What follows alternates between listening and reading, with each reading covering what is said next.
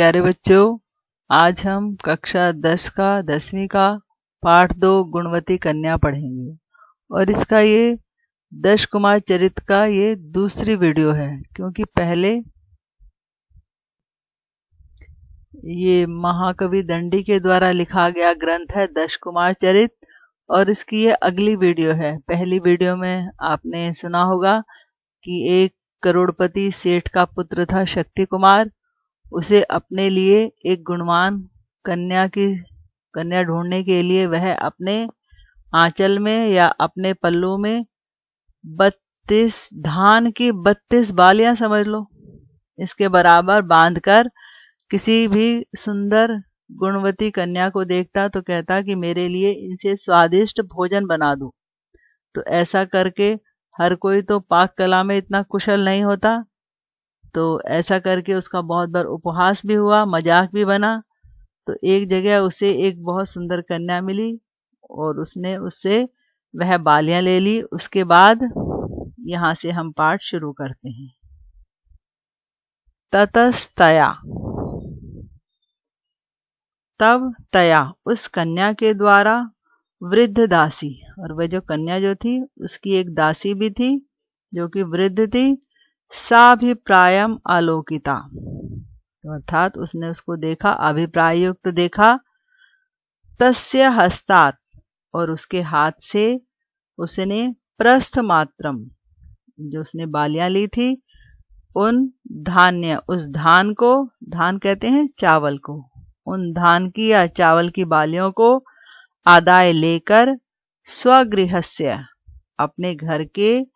चत्वरे, चत्वरे का अर्थ है आंगन में, तम, उस शक्ति कुमार को, प्रक्षालित पादम, प्रक्षालित अर्थात धोए या पैर, पादम पैर।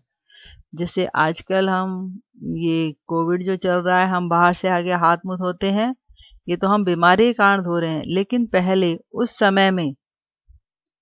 उस पहले जो है सभी जो भी बाहर से आता था तो हम हाथ पैर धोने की परंपरा ये बहुत प्राचीन है।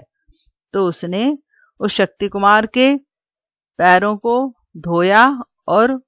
उपावेश्यत, और उसको बैठाया, हाथ पैर धुलवा कर बैठाया। ततः तान, ततः इसके बाद, तान उस कन्या ने, सुरभीन, सुरभीन अर्थात खुशबूदार, शालीना तपे, जो शालीन जो थी, जो बालियां थी,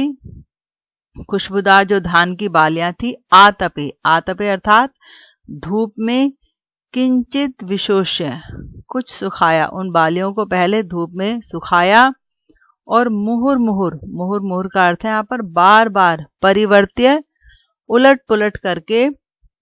समायाम, समतल भूमि में, भूमौ भूमि में, अघट्यत कूटा, क्योंकि जो धान की बालियां होती हैं वो बड़ी सख्त होती हैं, उन्हें कूटने के बाद ही उनके अंदर से चावल निकलता है। तो उसने पहले उनको सुखाया और फिर उनको समतल भूमि पर कूटा। तुषेभ्य तंडुलान पृथक, तुषेभ्य, तुषेभ्य कहते हैं जो भूसी होती है, उसके ऊपर जो छिलका होता है वो बड़ा भूसी सी हो जाती है, बड़ा सख्त होता है। तो उस भूसी से, धान की भूसी से, तंडुलान, उन चावलों को, पृथक अलग करके, कृत्वा करके, धात्रीम उक्तवती, जो उसकी दासी थी, धात्री का यहाँ पर अर्थ है उसकी दासी, जो सेविका थी, उक्तवती, उससे कहा, मात, हे मां, इमान भूषण, इनको, जो ये जो इसका जो भूसी निकली है, जो धान ऊपर का जो धान के ऊपर की भूसी है, इसको भूषण मार्जन समर्था नाम, भूषण मार्जन समर्थन कहते हैं। भूषण जो होते हैं, आभूषण जो होते हैं, स्वर्ण और रजत, जो चांदी के सोने के आभूषण बनाते हैं,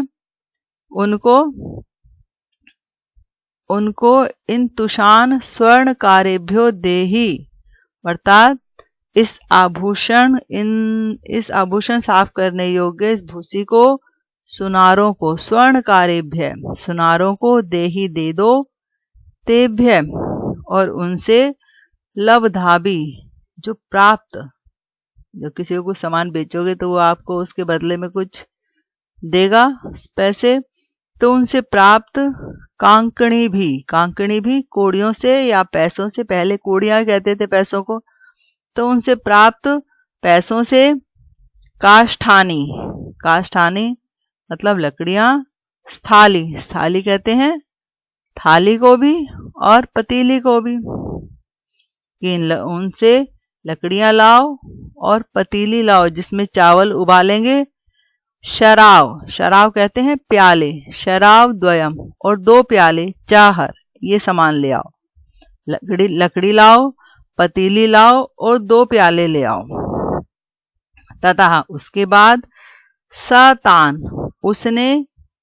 तान तंडुलान, उन चावलों को, तंडुलान चावलों को, उखल पहले जो है, आजकल तो मिक्सी है उससे अलग कर लेते हैं, पीस लेते हैं, लेकिन पहले उखल होता था। उखल एक बड़ा सा बर्तन जिसमें डंडी से कूटे जाते थे चावल। उस उखल में मूसलेन आहित्य, मूसल से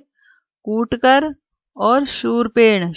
का यहाँ पर था छाछ, जिससे फटकते हैं, गेहूं फटकते हैं, चावल फटकते हैं, और उससे सूप से या छाछ से शोधित्वा, साफ करके, असकृत बार बार, जलेन प्रक्षाल्य, जल में डालकर, क्वथित जले गरम जल में प्रक्षिपत डाल दिया, अर्थात उन चावलों को भूसी से अलग करके उनको गरम जल में डाल दिया, जैसे चावल उबालते हैं, अर्थात उसने चावल उबाल लिए। सिद्धेषु च तंडुलेषु, सिद्धेषु मतलब पक जाने पर, चावलों के पक जाने पर, मंड निसारणाय, मांड निकलता है ना, चावल बॉयल करते हैं तो उसमें से वो मांड चिपचिपा सा पदार्थ होता है, तो मांड निकालने के लिए स्थालिम अधोमुखी कृतवती, मांड निकालने के लिए पतीले को नीचे करके उसका मुंह टेढ़ा कर किया, और ईंधनानी पुनः अंभसा, ईंधन कहते हैं जिसमें जिस लकड़ियों पर पका रही थी उस ईंधन को पुनः दोबारा से, अंभसा कहते हैं जल को, जल से शमित्वा शांत करके, कृष्णा अंगारान, जो काले अंगार, जब पहले तो, आजकल तो गैस पे भोजन पकता है, पहले तो गैस नहीं थी, तो ऐसे अंगारों से, लकड़ियों से पकाते थे, वो जो लकड़ियां थी वो काले अंगारे हो गए थे। तदर्थिभ्य प्रेषितवती, जो उनके चाहने वाले थे, अर्थात जो उनको खरीदते थे, उनको भेज दिया। जैसे आजकल हम देखते हैं जो प्रेस करने वाले हैं वो उन कोयलों से प्रेस करते हैं, तो उनके पास भेज दिया। और विकृत तरंगई आर्यत, तो बेचे गए उन अंगारों से, मूल्यम लब्धम, जो मूल्य प्राप्त हुआ, तेन शाकम, उससे उसने क्या खरीदा, शाकम सब्जी, घृतम घी, दही, तैलम तेल, और चिंचाफलम कहते हैं इमली को, चक्रितम उनसे खरीदा, ततो फिर व्यजनादिकम उससे सब्जी आदि, तया संपादितम सब्जी आदि तैयार की। अथ सा कन्या, अब उस कन्या ने धात्री मुखेन, अपनी दासी के मुख से, मुखेन तृतीय भक्ति है इसमें, मुख से अतिथि को स्नानाय प्रेरितवती, स्नान के लिए, नहाने के लिए,